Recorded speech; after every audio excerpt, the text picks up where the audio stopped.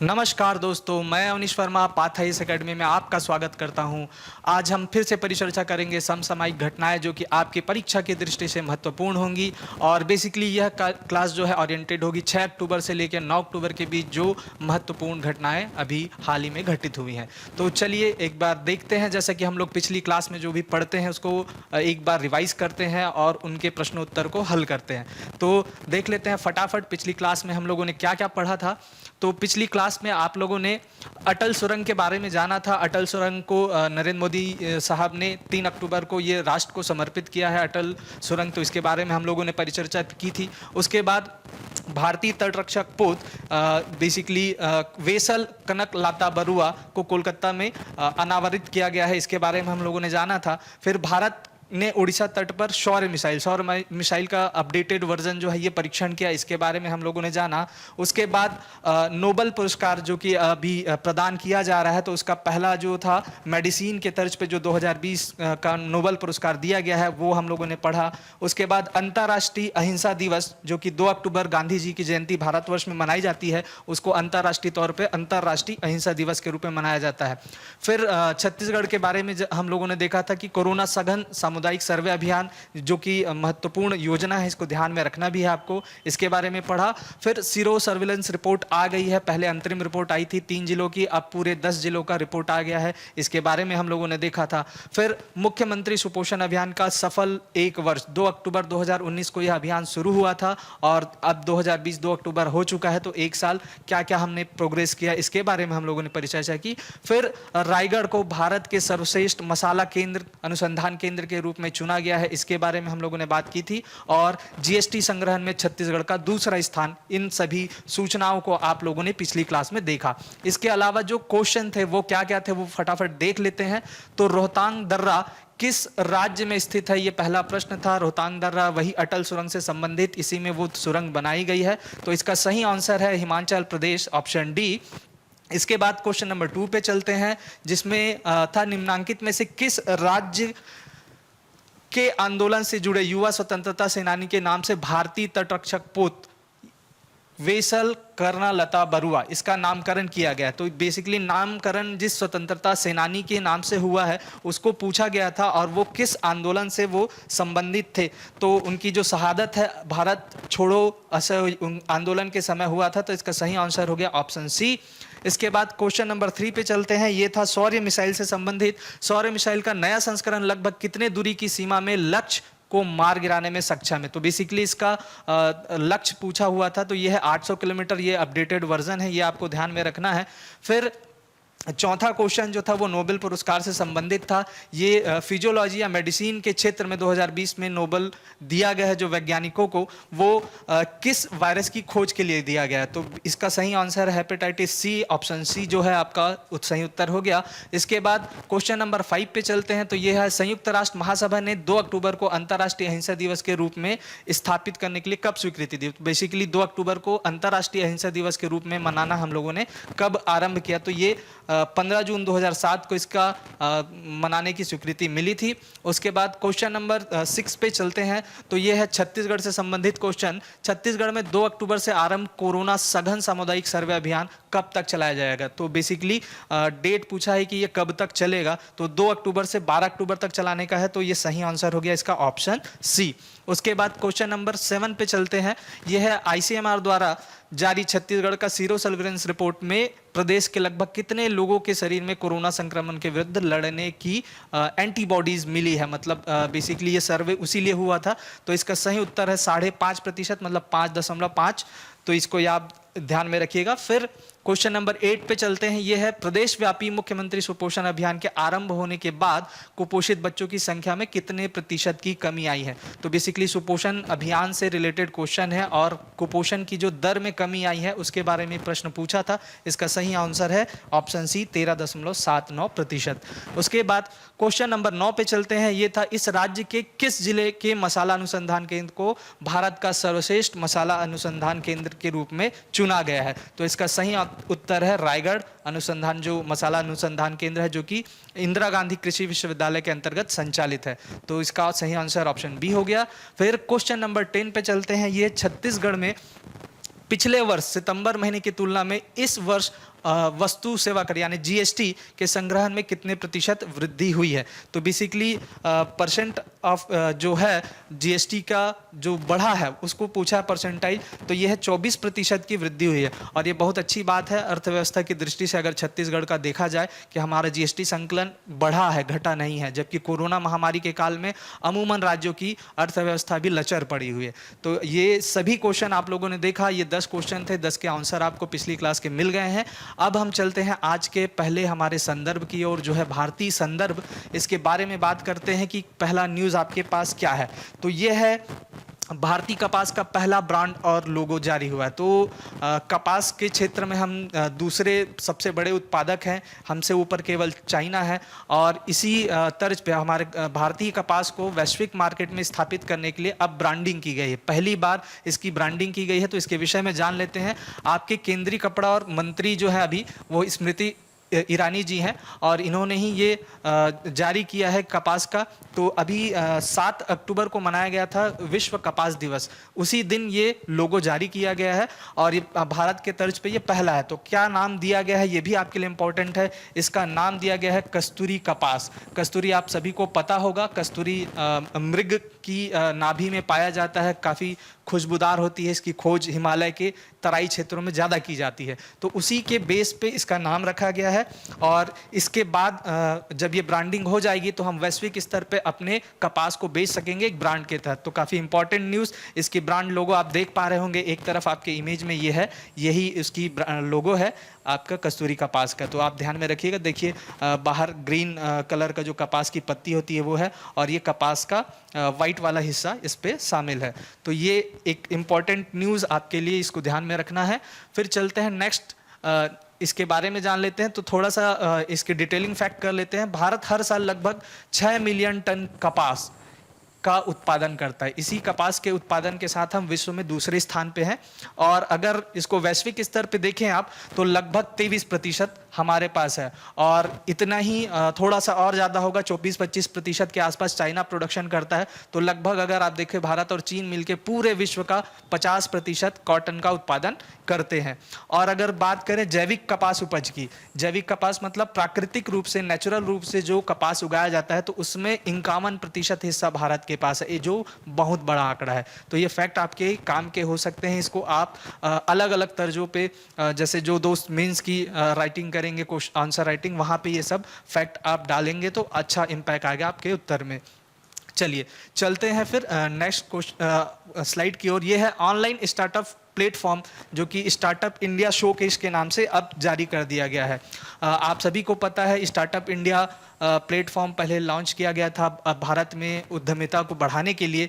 और चूंकि अभी कोरोना का काल है और ये जो है फिजिकल रूप से थोड़ी असहज हो रही है इन चीज़ों को करने में, तो अब इसका सीधा सीधा ऑनलाइन प्लेटफॉर्म इस नाम से जारी कर दिया गया है, स्टार्टअप इंडिया शोकेस। अब यहीं पे जाके आप अब जो भी उद्यमिता के जो स्टार्टअप प्रोग्राम है वो सारे योजनाएं आपको यहाँ मिल जाएंगी। आप यहाँ पे भी ऑनलाइन अपना फॉर्म भर सकते हैं और अपने सुविधाएं पा सकते हैं।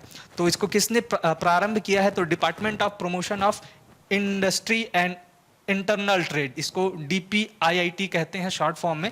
तो ये आपको ध्यान में रखना, इन्होंने इसको बनाया है और इसको व्यवस्थित किया है। राइट, चलिए चलते हैं नेक्स्ट स्लाइड की तरफ। ये है भारत के सबसे तेज सुपर कंप्यूटर परम सिद्धि, जो कि आर्टिफिशियल इंटेलिजेंस बेस्ड कंप्यूटर है। इसका विकास जो करेगा सीडेक आपको पता होगी, ये भारत की प्रौद्योगिकी संबंधित जो भी संस्था है और उसी पे ये रिसर्च और डेवलपमेंट करते रहती है। तो सीडेक का फुल फॉर्म है centre for development of advance computing. तो ये कंप्यूटर बेस्ड जितनी भी एडवांस टेक्नोलॉजी है, इसके लिए भारत सरकार का एक उपक्रम है और ये काम करते रहता है। सीडेक के रूप में ये फेमस है। इसको काम आप पहले भी देख चुके होंगे।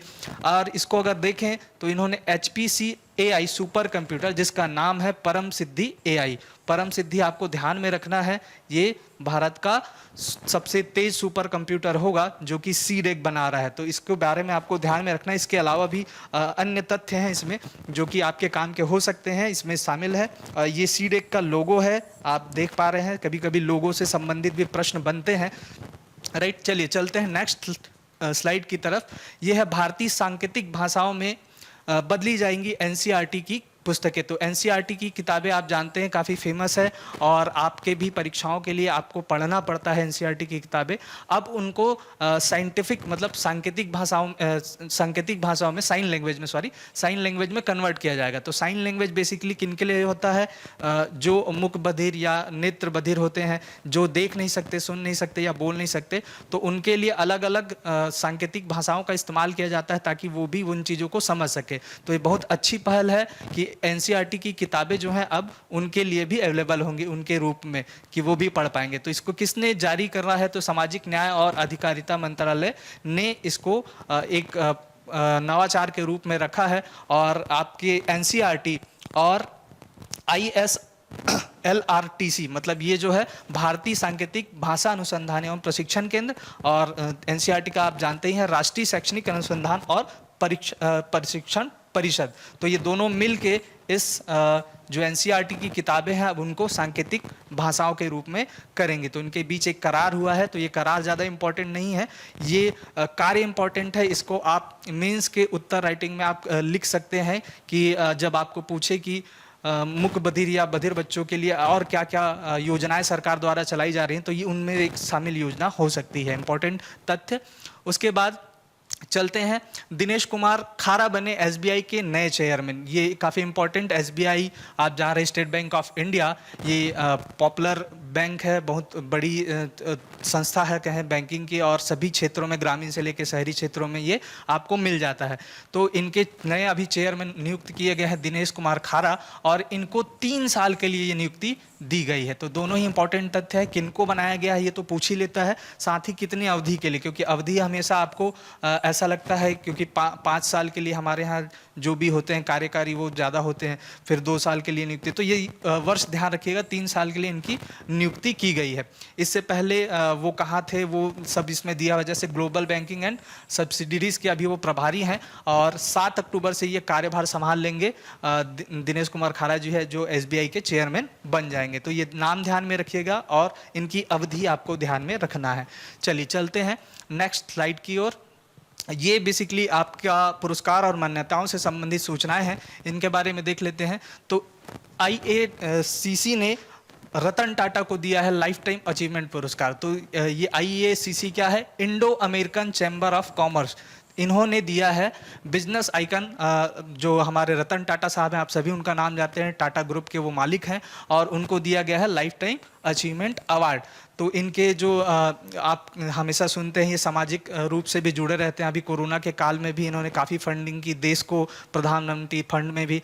तो सामाजिक कार्यकर्ता के रूप में भी ये काम करते रहते हैं, और जाने माने उद्योगपति हैं देश के। पैसा इनके पास बहुत है और ये सामाजिक कार्यों में भी लगाते हैं। तो इन्हीं सभी कार्यों को देखते हुए इनको ये लाइफ टाइम अचीवमेंट पुरस्कार दिया गया है। और बात करें तो एक फैक्ट है, 2011-12 में ये भारत के सबसे बड़े जो समूह है टाटा ग्रुप, उसका जो कारोबार है वो लगभग 100 बिलियन अमेरिकी डॉलर तक उन्होंने पहुंचा दिया था। उसके बाद अप डाउन होते रहते हैं बिजनेस में, वो चल ही रहा है, लेकिन अभी भी ये प्रसिद्ध उद्योगपति है। तो इनका नाम ध्यान में रखिएगा। इनको लाइफ टाइम अचीवमेंट किसने दिया है? Indo American chambers of commerce ने। तो ये भी आपको ध्यान में रखना है।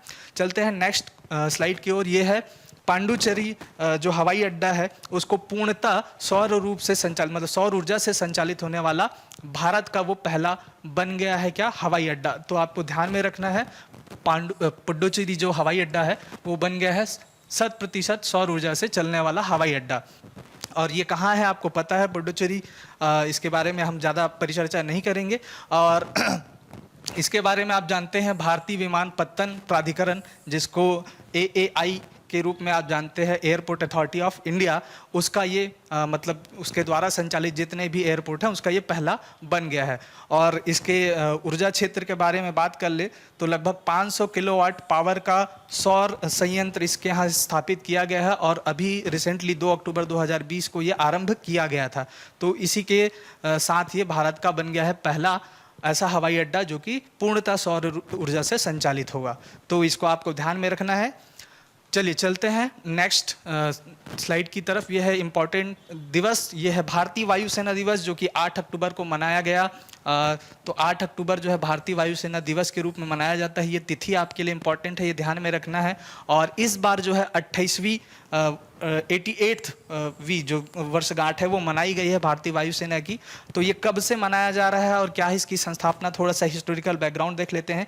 जो आपकी भारतीय वायुसेना है इसकी स्थापना 8 अक्टूबर 1932 को की गई थी और उस समय हम ब्रिटिश शासन के अंदर थे। तो उस समय इसका नाम जो था रॉयल भारतीय वायुसेना था, जो कि आपकी आज़ादी के बाद 1950 में इसका नाम बदल के रखा गया भारतीय वायुसेना। तो दोनों ही फैक्ट इंपॉर्टेंट है, कब इसका नाम भारतीय वायुसेना किया गया और कब इसकी स्थापना की गई थी और क्या उसका नाम था। राइट, तो ये आपके लिए इंपॉर्टेंट तथ्य हो गया इसमें।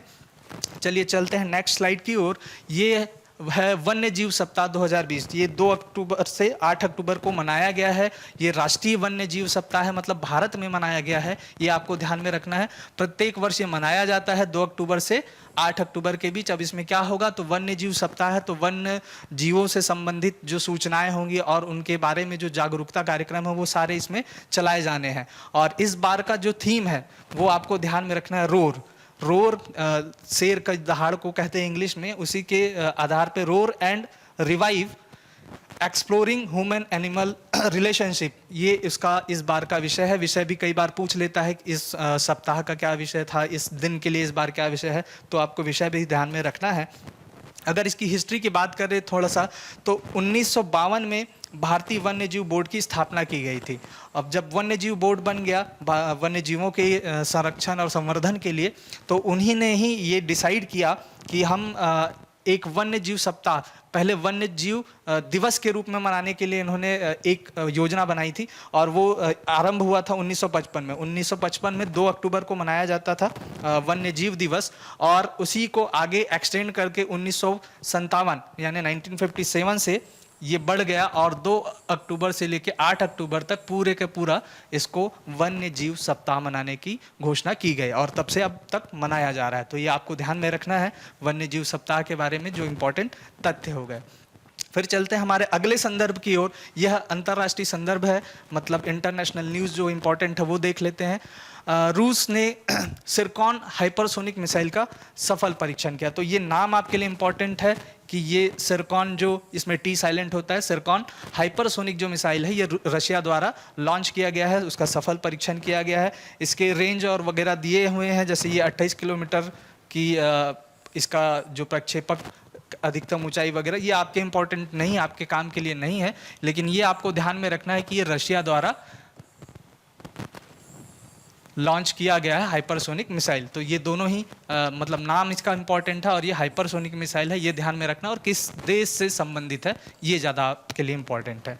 चलिए चलते हैं नेक्स्ट जो न्यूज़ है हमारी, वो है साहित्य का नोबेल पुरस्कार। नोबेल पुरस्कार की घोषणा की जा रही है लगातार, आप देख ही रहे हैं। इससे पहले हम लोगों ने मेडिसिन के नोबेल पुरस्कार के बारे में बात किया था और आज देख लेते हैं कौन कौन से नोबेल है। तो ये है साहित्य का नोबेल, ये जो 2020 का है, ये किन को दिया गया है, तो ये अमेरिकी कवि हैं लुइस ग्लुक। ये महिला कवि हैं और काफ़ी अच्छा वादन के साथ, मतलब गायकी के साथ ये कविता अपनी प्रस्तुत करती हैं, उसके के लिए फेमस है और उनके इस कार्य के लिए इनको मिला है साहित्य का नोबेल। इन्होंने बहुत सी कविताओं की रचना की है, पोएट जिसको कहते हैं इंग्लिश में। और ये साहित्य का नोबेल किसके द्वारा दिया, नोबेल पुरस्कार ही दिया जाता है स्वीडिश अकादमी, स्टॉकहोम, स्वीडन, ये आपको ध्यान में रखना है। और इस बार का किसको दिया गया है, तो यह है लुइस ग्लुक। और इनके बारे में और भी इंफॉर्मेशन है लेकिन वो आपके काम के नहीं है, आपको इनका नाम ध्यान में रखना है और साहित्य का नोबेल इनको मिला है, ये आपको ध्यान में रखना है। ये डायरेक्ट आपसे प्रश्न बनता है आपके पेपरों में, तो इसको आप ध्यान में रखिएगा। इसके अलावा भी उनको बहुत से अवार्ड मिले हैं, इसमें पुलित्जर पुरस्कार 1993 शामिल है, आपको पता है काफ़ी प्रसिद्ध पुरस्कार है ये भी साहित्य के क्षेत्र में। तो चलिए चलते हैं नेक्स्ट। ये है केमिस्ट्री या रसायन के नोबेल से संबंधित 2020 का नोबेल किनको दिया गया, तो इसको 2 पर्सन्स को दिया गया है इस साल का केमिस्ट्री या रसायन विज्ञान का नोबेल। इनके नाम देख लेते हैं पहले। तो ये हैं सबसे पहले एम्यूनल चार्पियर, इनका नाम आपको ध्यान में रखना है क्योंकि आपके पेपर में नाम डायरेक्ट पूछता है। और दूसरे हैं जेनिफर ए डोडना। तो ये दोनों को मिला है ये पुरस्कार, ये आपको ध्यान में रखना। अब किस चीज़ के लिए मिला है, तो ये बेसिकली जीनोम मतलब जीन थ्योरी आप समझते हैं, ह्यूमन बॉडी में भी होता है और वनस्पतियों में भी होता है। तो जीन जो थ्योरी है, जीन थ्योरी की एडिटिंग मतलब उसमें सुधार कैसे की जा सकती है, तो उसकी एक नई पद्धति उन्होंने इजाद की है, जेनेटिक सीजर। मतलब सीजर दैट मीन्स कैंची, तो उसी के तर्ज पे है ये। जेनेटिक सीजर के लिए इनको दिया गया है, जेनेटिक सीजर इन्होंने खोजा है, जीनोम में एडिटिंग का एक नया पद्धति है ये, और इन दोनों ही साइंटिस्ट को ये दिया गया है। तो ये नाम इंपॉर्टेंट हो गया, और किस फील्ड में काम के लिए मिला है तो ये इंपॉर्टेंट हो गया आपके लिए, केमिस्ट्री के नोबेल या रसायन के नोबेल के लिए। चलिए चलते हैं नेक्स्ट न्यूज़ की तरफ। ये है फिजिक्स का जो आपका नोबेल पुरस्कार है, उससे संबंधित। फिजिक्स मतलब भौतिक शास्त्र या इसको रूप में जानते हैं आप। फिजिक्स का नोबेल 2020 इस बार 2 हिस्सों में दिया गया है, 2 अलग अलग हिस्से बनाए गए हैं। तो देख लेते हैं पहला हिस्सा क्या है। तो इसमें रोजर पेनरोज और उनकी जो ब्लैक होल की थ्योरी है उसके लिए उनको मिला है। तो एक हिस्सा चले गया रोजर पेनरोज को, और दूसरा जो हिस्सा है ये दिया गया है गैलेक्सी के केंद्र के बारे में खोज की है, सुपरमेसिव कॉम्पैक्ट ऑब्जेक्ट की खोज की है, इसके लिए गया है। ये किन को गया है ये देख लेते हैं। तो ये 2 साइंटिस्टों को गया है, वो है रेनहार्ड गेंजल और एंड्रियास गेज। तो ये दोनों का नाम भी इंपॉर्टेंट है। तो 2 हिस्सों में 3 साइंटिस्ट को ये दिया गया है पुरस्कार। ये इनको मिला है गैलेक्सी में। हमारी जो गैलेक्सी है, गैलेक्सी पूरे ब्रह्मांड बहुत सारी गैलेक्सी होती हैं, तो हमारी गैलेक्सी में ये खोज किया है इन्होंने।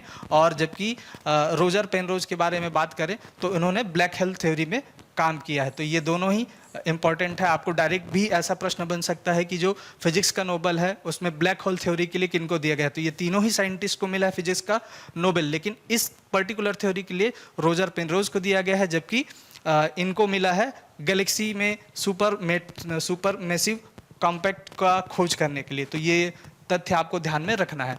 चलिए चलते हैं आज का जो इम्पोर्टेंट दिवस है आज के आपके, उसको देख लेते हैं। तो विश्व कपास दिवस, इसके बारे में अभी हाल ही में हम लोगों ने बात की। हम भारत का भी कपास का जो लोगो जारी किया गया है उसी दिन। तो ये मनाया जाता है 7 अक्टूबर को, वर्ल्ड कॉटन डे। इसको आपको ध्यान में रखना है। कॉटन क्षेत्र और कॉटन से संबंधित जो भी उद्योग हैं उनको बढ़ावा देने के लिए, उनके लिए विभिन्न योजनाओं को लाने के लिए ये मनाया जाता है। तो इसको आप ध्यान में रखेंगे। चलिए चलते हैं प्रश्नों की ओर। आज के जो आपने अंतर्राष्ट्रीय और भारतीय संदर्भ पढ़े, इसमें क्या क्या प्रश्न बन सकते हैं एक बार देखते हैं। तो यह है भारत के प्रीमियम कपास विश्व कपास व्यापार में किस रूप से जाना जाएगा। तो बेसिकली जो लोगो या ब्रांडिंग की गई है कपास का वो पूछा गया। तो आपको नाम बताना है। आपके पास ऑप्शन है, ऑप्शन ए स्वर्ण कपास, ऑप्शन बी कस्तूरी कपास, ऑप्शन सी मृग कपास, या ऑप्शन डी शौर्य कपास। तो इसका सही उत्तर आपको चुन के बताना है। चलिए चलते हैं नेक्स्ट क्वेश्चन की तरफ। ये क्वेश्चन है सीडेक द्वारा भारत के सबसे बड़े एआई सुपर कंप्यूटर का नाम क्या है। तो बेसिकली सीडेक जो बना रही है उस सुपर कंप्यूटर का नाम भारत का पूछा है। तो इसके आपके पास ऑप्शन है, option A Param, option B Aryabhatta, option C Siddhi, या ऑप्शन डी परम सिद्धि। तो उसका नाम आपको इस पे इंगित करना है। चलिए चलते हैं क्वेश्चन नंबर 3 की तरफ। यह है भारत सरकार ने दिनेश कुमार खारा को कितने वर्ष हेतु भारत का भारतीय स्टेट बैंक का नया चेयरमैन नियुक्त किया है। तो भारतीय स्टेट बैंक के चेयरमैन नियुक्त किए गए हैं कितने वर्षों के लिए। तो अवधि पूछी गई है।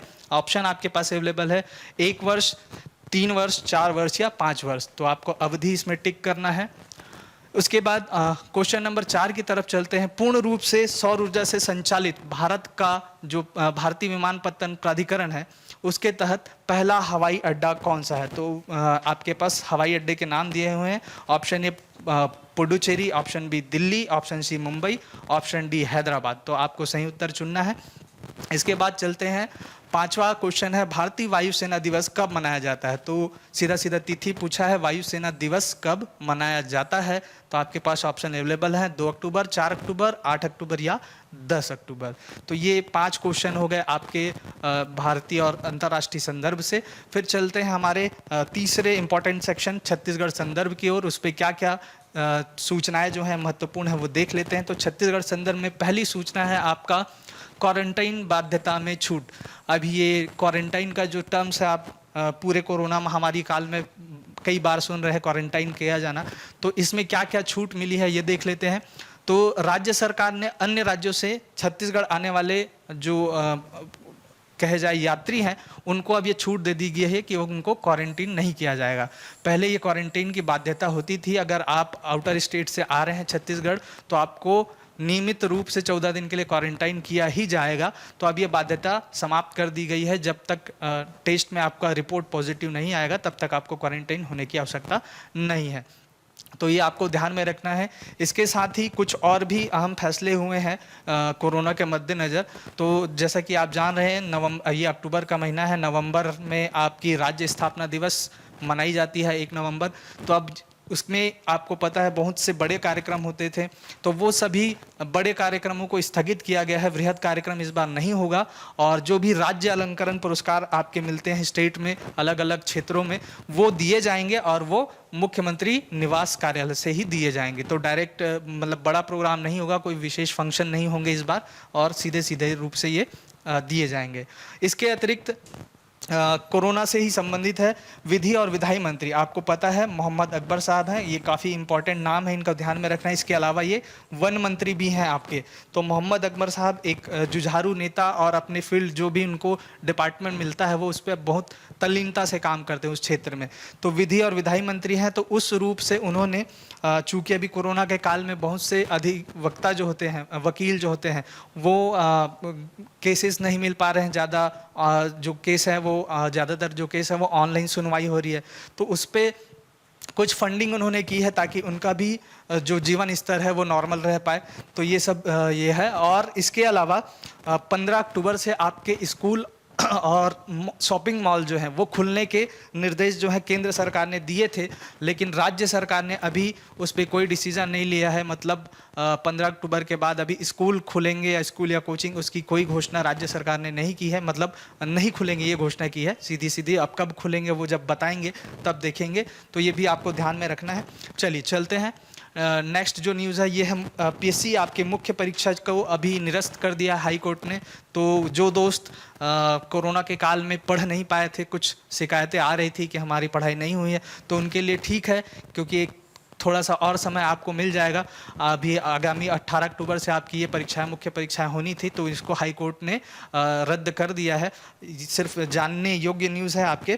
और इसके बारे में जानना है तो बेसिकली पीएससी के जो प्री के कुछ क्वेश्चन थे उस पर कुछ ऑब्जेक्शन थे, और आप ही में से विद्यार्थी जो होते हैं उन्होंने ऑब्जेक्शन लगाया था। तो उसी के तर्ज पर हाई कोर्ट ने इसको अभी निरस्त किया है, जब तक कि वो प्री के एग्ज़ाम के सभी क्वेश्चन को सही नहीं कर लिया जाता। मतलब प्री का भी रिजल्ट वापस आएगा, उसके बाद ये मेंस की तिथि निर्धारित करेगा पीएससी।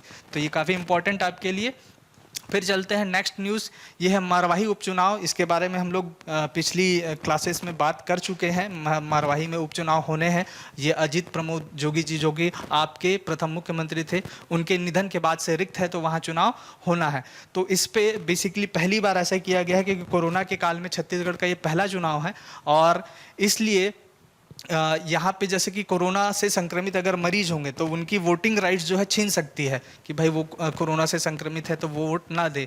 तो इस पे एक व्यवस्था की गई है, उनको भी वोटिंग का राइट दिया गया है। तो ये आपके समानता के अधिकार से भी संबंधित है। इसको आप अपने संवैधानिक जो भी उत्तर लिखें तो वहाँ पे समानता के अधिकार में रिसेंटली के उदाहरण पे आप बता सकते हैं कि उनके वोटिंग राइट्स जो है वो डिसबैलेंस नहीं किए जा रहे हैं उनको।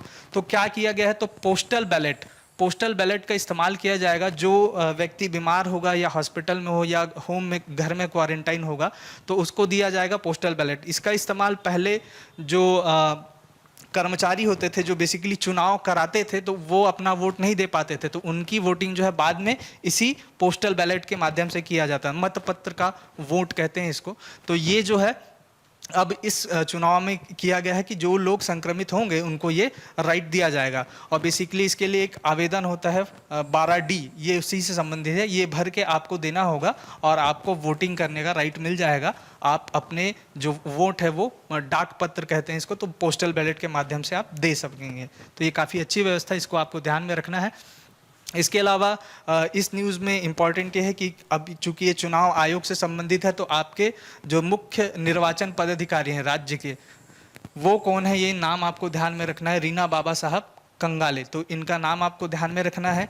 इसके अलावा इस चुनाव में एक और व्यवस्था की गई है, ये व्यवस्था काफ़ी इम्पॉर्टेंट है क्योंकि नगरीय निकाय और ग्राम पंचायत से आपको प्रश्न बनते हैं और ये एक चुनाव ही है निकाय का, तो इसको आपको ध्यान में रखना है। इस बार इन्होंने इनके जो उपचुनाव है उसमें प्रचार के लिए राष्ट्रीय या राज्य स्तर का जो दल होगा, राजनीतिक दल होगा बेसिकली, जिनको मान्यता मिली होगी राष्ट्रीय स्तर पे या राज्य स्तर पे, तो उनके जो प्रचार करता है वो 30 से अधिक नहीं हो सकती। ये लिमिटेशन डाला है चूंकि कोरोना का काल है, तो सभी की व्यवस्था देखने के लिए सुरक्षा अमला भी चाहिए और सोशल डिस्टेंसिंग वगैरह पालन कराना है, तो ये लिमिट किया गया है 30 से अधिक प्रचारक नहीं हो सकते चुनाव के लिए। स्टार प्रचारक मतलब जो बड़े बड़े नेता हो गए, लीडर्स हो गए, उनकी बात चल रही है।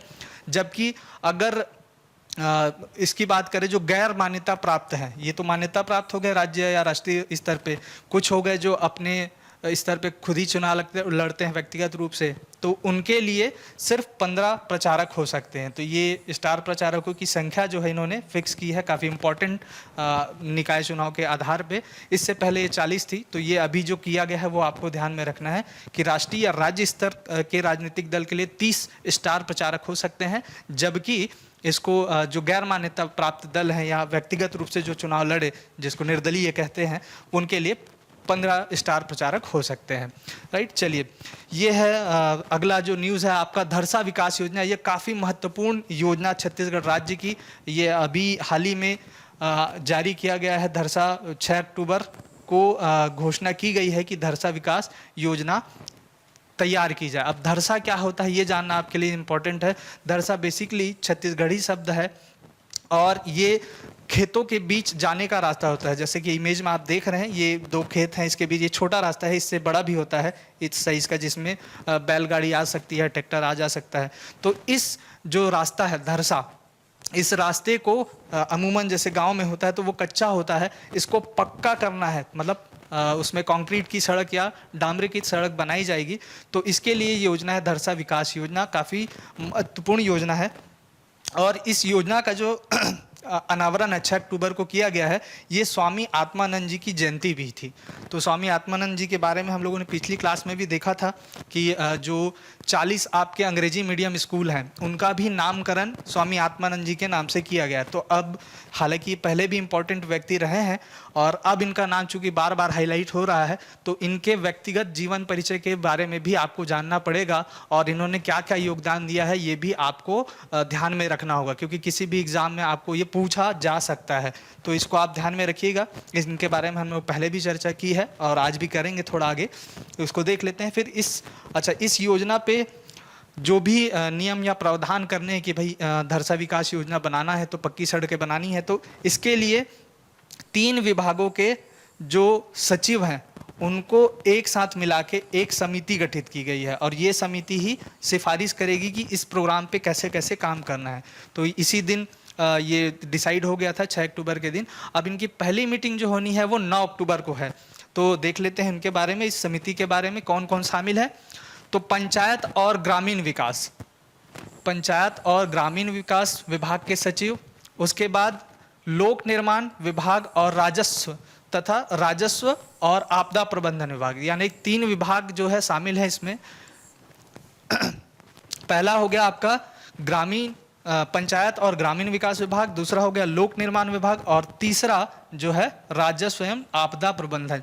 चूंकि कोरोना का काल है और आपदा प्रबंधन की भी आवश्यकता पड़ेगी, मतलब जो चीज़ें मेंटेन करनी है, सोशल डिस्टेंसिंग वगैरह, तो इसके लिए इस विभाग को जोड़ा गया है। जबकि लोक निर्माण विभाग का काम आप जानते हैं सड़कें वगैरह बनाना, और पंचायत और ग्रामीण विकास इसलिए शामिल है क्योंकि ये ग्रामीण से संबंधित योजना है, धरसा जो विकास योजना है। तो इन तीनों के सचिव जो है शामिल होंगे, काफ़ी इंपॉर्टेंट है, इसको ध्यान में रखिएगा। अब ये समिति क्या करेगी, 1 सप्ताह के भीतर ही, 1 सप्ताह में जो भी प्रोग्राम करना है, जैसा भी इस योजना का क्रियान्वयन कराया जाना है, इसके बारे में प्रतिवेदन प्रस्तुत करेगा। और इसकी पहली बैठक जो है 9 अक्टूबर से स्टार्ट हो गई है। तो 9 अक्टूबर से 7 दिन, बस 1 हफ्ते के अंदर इस योजना के लिए जो भी कार्य योजना बनानी है वो बना के देंगे। राइट, चलिए चलते हैं नेक्स्ट न्यूज़ की तरफ। ये संबंधित है लेमरू हाथी रिजर्व से। इसमें आपको पता है लेमरू हाथी रिजर्व हाल ही में घोषित किया गया था 2019 में। काफ़ी समय से, लंबे समय से हाथी के संरक्षण के लिए बात चल रही थी छत्तीसगढ़ में, आप जानते हैं हाथी मानव द्वंद्व लगातार होते रहे हैं। तो उसी से संबंधित ये रिजर्व था कि हाथियों को भी एक संरक्षित जगह मिल जाए और वो मनुष्यों से ना भिड़े। तो इसके लिए ये आपको पता है लेमरू बेसिकली कोरबा वन क्षेत्र, कोरबा जिले के जो वन परिक्षेत्र है उसके अंतर्गत शामिल जिला जगह है। और उसके साथ जब ये हाथी रिजर्व बनाने की घोषणा की गई थी तो कुछ और जिलों के भी वन क्षेत्रों को इसमें शामिल किया गया है, राइट। इसको आपको ध्यान में रखना है कि क्या किया जाएगा कि गांवों का विस्थापन इसमें नहीं किया जाएगा। हमेशा होता यह है जब भी संरक्षित क्षेत्र या रिजर्व बनाए जाते हैं उद्यान, तो उसमें जो गांव आते हैं जहां बसाहट होती है उनको हटाया जाता है ताकि उन वन्य जीवों के लिए कोई संकट ना उत्पन्न हो। लेकिन इस बार जो कि आपके वन मंत्री मोहम्मद अकबर साहब हैं, इन्होंने कहा है कि हम किसी भी गांव को वहां से विस्थापित नहीं करेंगे, जबकि उसको विकसित करने के लिए और उन्होंने फंडिंग दी है। तो ये काफ़ी अच्छी न्यूज़ है और एक अच्छी पहल है सरकार की, तो आपको इसको ध्यान में रखना चाहिए। फिर चलते हैं नेक्स्ट न्यूज़ की तरफ। ये है मोर बिजली ऐप। छत्तीसगढ़ शासन द्वारा, ये आपको पता है कि बिजली विभाग जो है उसके बिजली बिल सिस्टम को सुदृढ़ करने के लिए मोर बिजली ऐप पिछले साल 2019 में ही ये अगस्त के आसपास लॉन्च की गई थी और अब उसका एक नया एडवांस वर्जन आया है। तो इस एडवांस वर्जन में लगभग 16 से अधिक सेवाओं के साथ ये लाया गया है। 16 आप देख पा रहे होंगे, जैसे कि ये मोर बिजली ऐप का एक लेआउट है। इस ऐप को अगर आप मोबाइल में खोलेंगे तो कुछ इस तरीके से दिखता है और इसमें 16 विभिन्न सुविधाओं के साथ ये आपके पास अवेलेबल होता है। और इस तरीके से बिजली विभाग या बिजली ऐप में इतनी सारी सुविधाएं देने वाला छत्तीसगढ़ जो है देश का पहला राज्य है। तो इस ऐप को ध्यान में रखिएगा और 16 से अधिक सेवाएं ये आपको ध्यान में रखना है। चलिए चलते हैं नेक्स्ट न्यूज़ की तरफ। ये काफ़ी इंपॉर्टेंट, स्वामी आत्मानंद जी के बारे में हम लोग बात कर ही रहे थे। तो स्वामी आत्मानंद जयंती समारोह मनाया गया है छत्तीसगढ़ में। ये 6 अक्टूबर को मनाया गया है। 6 अक्टूबर इनका जन्म दिवस था और इसी के तर्ज पे ये पूरे राज्य में मनाया गया। तो जान लेते हैं स्वामी आत्मानंद जी का जन्म कहाँ हुआ। तो ये रायपुर जिले में बरबंदा एक गाँव है। ये अभी जो वर्तमान आपका विधानसभा भवन है उसी के आगे एक छोटा सा गांव है, वहीं इनका जन्म हुआ था 6 अक्टूबर 1929 में। तो तिथि काफ़ी इंपॉर्टेंट, ये व्यक्ति काफ़ी इंपॉर्टेंट आपके लिए, क्योंकि लगातार राज्य सरकार जो है इनके संदर्भित कई योजनाएं चला रही हैं। इनके दिन पे ही आपका धरसा विकास योजना का घोषणा हुआ है, तो ये काफ़ी इंपॉर्टेंट हो जाते हैं। और इनकी दीक्षा के बारे में बात कर लेते हैं। चूँकि ये रामकृष्ण मिशन यानी स्वामी विवेकानंद और उनके गुरु से संबंधित संस्था से जुड़े रहे और काफ़ी इन्होंने काम किया। छत्तीसगढ़ में भी आपको पता है नारायणपुर में आश्रम की स्थापना हो, चाहे रायपुर में आश्रम की स्थापना हो, इन सब में इनका योगदान है। तो सन 1957 में बेसिकली ये रामकृष्ण मिशन में स्वामी शंकरानंद से शिक्षित हुए थे। तो इनके गुरु जो है रामकृष्ण मिशन के अंदर वो है स्वामी शंकरानंद, और इनका जो वास्तविक नाम है स्वामी आत्मानंद के रूप में जिनको आप जानते हैं, इनका वास्तविक नाम है तुलेन देव वर्मा, तुलेन देव वर्मा। और जो वर्तमान आपके मुख्यमंत्री है श्रीमान भूपेश बघेल साहब, उनके ये ससुर के बड़े भाई हैं, मतलब बड़े ससुर होंगे उनके। तो ये भी आपको ध्यान में रखना है। और स्वामी ये तुलेन देव आत्मानंद जो है वो तुलेन देव कब बनेंगे, जब वो इनसे दीक्षा ले लेते हैं। तो उनके जो तेज है उससे उनका उन्होंने नाम रखा था स्वामी तेज चैतन्य। इनका पहला नाम जो करण हुआ था इनके गुरु द्वारा वो था स्वामी तेज चैतन्य, जिसे ही हम लोग बाद में स्वामी आत्मानंद के नाम से जानते हैं। तो दोनों ही नाम इंपॉर्टेंट है इनके, इनको फैक्ट वाइज आपको ध्यान में रखना चाहिए। और स्वामी आत्मानंद के बारे में किसी और क्लास में और हम लोग विस्तृत परिचर्चा करेंगे। इनके निधन के बारे में भी दिया हुआ है। तो 27 अगस्त 1989 में इनका निधन हो जाता है। और स्वामी आत्मानंद के बारे में एक फैक्ट जान लेते हैं कि ये महात्मा गांधी के टाइम से मतलब एक्टिवेट रहे हैं। एक इमेज अक्सर आप लोग विभिन्न संदर्भों में, भारतीय संदर्भों में देखते हैं और उनमें एक बालक दिखता है गांधी जी के साथ, ये वाली न्यूज़। तो ये जो डंडा पकड़ के ये जो बालक आगे आगे बढ़ रहा है गांधी जी से, यही स्वामी आत्मानंद है, बाद में बनेंगे। तो इनके माता पिता भी जो स्वामी आत्मानंद के जो माता पिता हैं वो गांधीवादी विचारधारा से जुड़े हुए थे।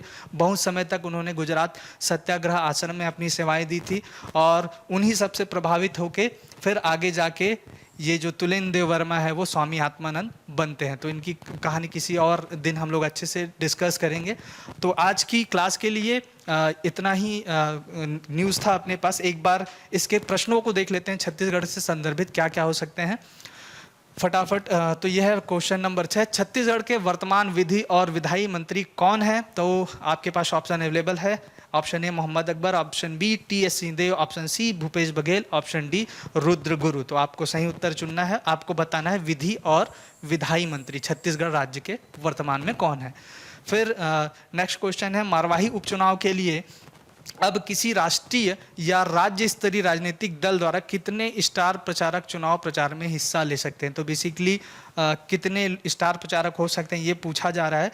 तो आपके पास ऑप्शन है 30 से अधिक, ऑप्शन ए, ऑप्शन बी है 30 या 30 से कम, ऑप्शन सी 20 या 20 से कम, ऑप्शन डी इनमें से कोई नहीं। तो सही उत्तर आपको चुनना है।